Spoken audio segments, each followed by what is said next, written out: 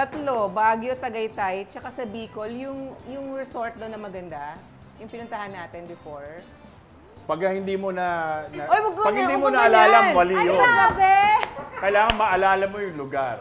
Ba't ilan ba sa'yo? Ano yung sa'yo, Dalawa, Kuya Ton? Baguio, tsaka beach. Oh, In general. hindi rin. Oh, bakit? Maraming beach. Anong lugar?